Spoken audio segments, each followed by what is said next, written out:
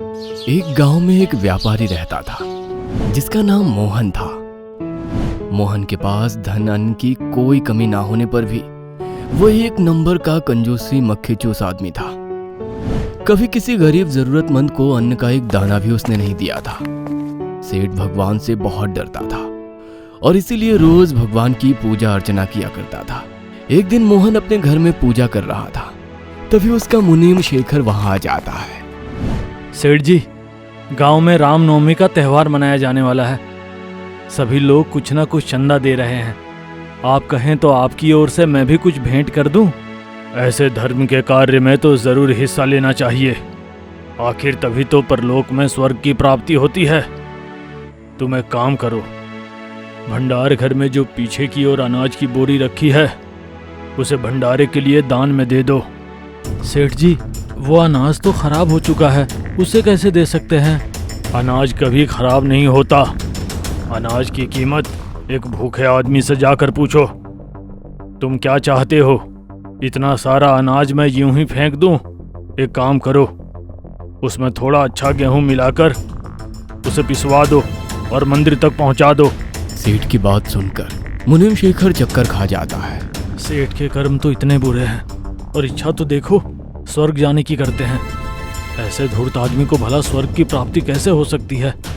मुनीम अपने कर्तव्य से बंधा हुआ था, इसीलिए ना चाहते हुए भी वह आटे की बोरियां मंदिर में दे आता है। भंडारे में सेठ के दिए हुए सड़े अनाज की पूरियां बनती है, जिसे पूरा गांव खा लेता है। अगले दिन गांव में हर तरफ लोग उल्टियां करते दिखाई दे रहे थे। सड़े हुए अनाज ने अपना काम कर दिया था। मुनीम घर लौटता है तो देखता है उसका बेटा भी उल्टियां कर रहा है। बेटा राजू, क्या तुमने भी कल भंडारे से लेकर खाना खाया था? जी पिताजी, लेकिन अब ना जाने क्यों मेरे पेट में मरोड़ उठ रही है और उल्टियां हो रही है। मुनीम को समझते देर ना लगी कि ये सब उसी सड़े अनाज के कारण हो रहा है।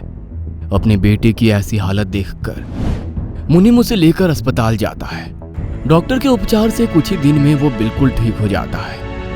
राजू तो ठीक हो गया था, किंतु अब शेखर सेठ से उसके नीचे कर्म का बदला लेना चाहता था, ताकि आगे से वो इस तरह लोगों की जिंदगी से ना खेले।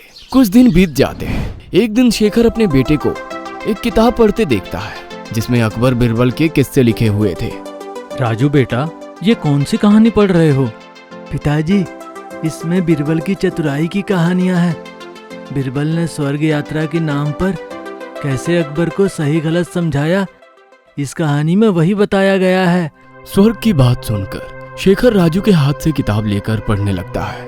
लगता है अब बिरबल बनकर इस सेठ को सही गलत समझाने का समय आ गया है। शेखर पूरी योजना तैयार कर लेता है और गांव के ही नाई के पास पहुंच जाता है। भाई, आज आपसे एक मदद मांगने आया हूँ। बोलो शेखर भाई, क्या बात है? 3 दिन पहले पूरे गांव में उल्टी और पेट दर्द से लोग बेहाल थे। वो मेरे सेठ मोहन के कारण हुआ था। उन्होंने सड़ा गला अनाज भंडारे में दान कर दिया, जिसके कारण पूरे गांव की ऐसी हालत हो गई। ये तो बहुत गलत बात है भाई। वो सड़ा हुआ अनाज खाने के कारण गांव के कई बूढ़े और बच्चों की मौत हो गई है। उस दुष्ट पापी को तो सजा मिलनी ही चाहिए, लेकिन हम कर ही क्या सकते हैं? कर सकते हैं, बस तुम्हें सेठ के घर उनकी दाढ़ी बनाने जाना है। इसके बाद शेखर नाई के कान में फुसफुसाते हुए पूरा प्लान उसे समझा देता है। अगले दिन नाई सेठ के दरवाजे पर पहुंच जाता है। अरे सेठ जी, आप तो कई दिनों से हमारी दुकान पर आए ही नहीं, तो मैंने सोचा आज मैं खुद जाकर आपकी हजामत बना दूं।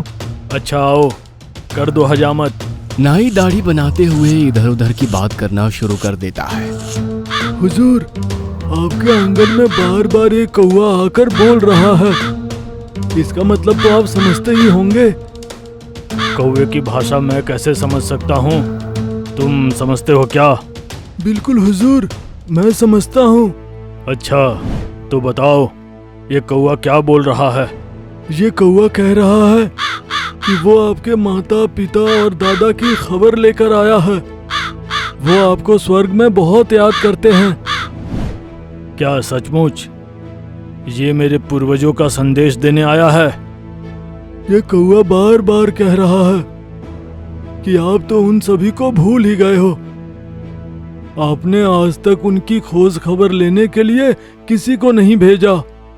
ये क्या बोल रहे हो तुम? भला कोई जीवित आदमी स्वर्ग में जाकर किसी की खोज खबर कैसे ले सकता है? आप तो बहुत भोले हैं हुजूर। क्या आप सचमुच नहीं जानते कि स्वर्ग की यात्रा की जा सकती है? मैं एक पुरोहित को जानता हूँ जो जीवित इंसान को स्वर्ग की यात्रा करवा सकता है। सेठ नाई की बात सुनकर घोर आश्चर्य में पड़ जाता है। अगर तुम्हारी बात सच है तो मैं भी स्वर्ग की यात्रा करना चाहूंगा। आप पहले अपने मन की तसल्ली के लिए अपने किसी नौकर को स्वर्ग की यात्रा पर भेजिए। जब आपको अच्छी तरह तसल्ली हो जाए तभी आप स्वर्ग की यात्रा करना हुजूर। नाई की बात सेठ को जम जाती है और वो अपने मुनीम शेखर को वहां बुलाता है। शेखर, ये नाई कह रहा है कि एक पुरोहित तुम्हें स्वर्ग की यात्रा करवा सकता है। तुम्हें स्वर्ग जाना है और मेरे पूर्वजों का हाल चाल लेकर वापस आना है। देखना उन्हें वहाँ कोई कष्ट तो नहीं है। ठीक है सेठ जी, जैसा आप कहें। मैं आपके पूर्वजों का हाल चाल जानने के लिए स्वर्ग जाने के लिए तैयार हूँ। एक सप्ताह के बाद नाई एक पुरोहित को लेकर सेठ के पास आता है और सेठ के घर से कुछ दूरी पर हवन करने लगता है। हवन के बाद पुरोहित शेखर को पहले से ही तैयार किए हुए घास के ढेर के अंदर भेजता है और आग लगा देता है। अब आपको कुछ दिन इंतजार करना होगा। मैं बता नहीं सकता कि आपके मुनीम को स्वर्ग तक पहुंचने में कितना समय लगेगा। हो सकता है वो 1 सप्ताह में वापस आ जाएं, या ऐसा भी हो सकता है कि उसे 1 महीने का समय लगे। घास में आग लगाने के बाद सेठ वहां से चला जाता है। इधर मुनीम शेखर ने घास के ढेर के पास सुरंग बना ली थी। 1 सप्ताह के अंत तक सुरंग में रहने के बाद मुनीम लौटकर सेठ के घर आता है। सेठ जी, मैं स्वर्ग से आ रहा हूँ। वहाँ पर आपके माताजी, पिताजी और बाकी के पूर्वज मुझे मिले। उन सभी को स्वर्ग में भोजन की बहुत दिक्कत हो रही है। वे चाहते हैं कि आप उनके लिए अनाज और खाने पीने का सामान भिजवा दें। मुनीम की बात सुनकर सेठ उसकी बात पर यकीन कर लेता है और 10 बोरी अनाज, पहनने के ढेरों कपड़े और खाने पीने का अन्य सामान घास के ढेर के पास रखवा देता है। पुरोहित फिर से हवन करता है और उसके बाद सामान सहित शेखर को घास से ढककर उसमें आग लगा देता है। शेखर सारा सामान सुरंग के अंदर रखकर खुद भी उसमें छिप जाता है। 1 सप्ताह बीत गया था लेकिन शेखर का अभी तक कोई पता नहीं था। 10 दिन के बाद शेखर लौट कर आता है। सेठ जी, आपका दिया हुआ भोजन और कपड़े मैं स्वर्ग तक पहुंचा आया हूं। आपके पूर्वज आपसे बहुत प्रसन्न हैं। अब उनकी एक आखिरी इच्छा है। कहो शेखर, उनकी क्या इच्छा है? मैं अपने पिता की हर इच्छा पूरी करूंगा। सेठ जी, आपके पिताजी चाहते हैं कि मेरी जगह एक बार आप उनसे मिलने के लिए जाएं। वो आपको एक बार नजदीक से देखना चाहते हैं। तुम सही कह रहे हो शेखर, मुझे उनसे मिलने के लिए जरूर जाना चाहिए। तुम पुरोहित को खबर कर दो, अगले हफ्ते अपने पिता से मिलने के लिए स्वर्ग की यात्रा पर मैं स्वयं जाऊंगा। मेरे लिए 2 बार स्वर्ग की यात्रा करके तुमने अपनी वफादारी सिद्ध कर दी है।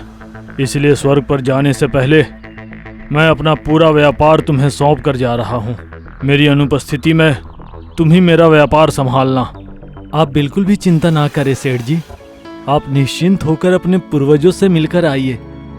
मैं आपके व्यापार की अपनी जान से भी अधिक हिफाजत करूंगा।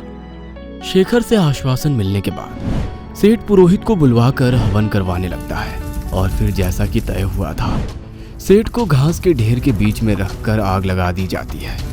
कुछ ही देर में सूखी घास आग पकड़ लेती है और आग की लपटों में सेठ का शरीर जलने लगता है। कुछ देर तक मदद के लिए चिल्लाने के बाद सेठ जलकर वहीं मर जाता है। सेठ के मरने के बाद नाई हंसते हुए वहां आ जाता है। जैसी करनी वैसी भरनी। गरीब गांव वालों को अनाज के नाम पर धोखे से जहरीला भोजन खिलाया था ना, तो सेठ को भी तो ये धोखा ही मिलना था। सेठ को स्वर्ग पहुंचाकर हमने तो वैसे भी पुण्य का काम किया है। इस तरह गांव वालों को इस कंजूस सेठ से मुक्ति मिल जाती है।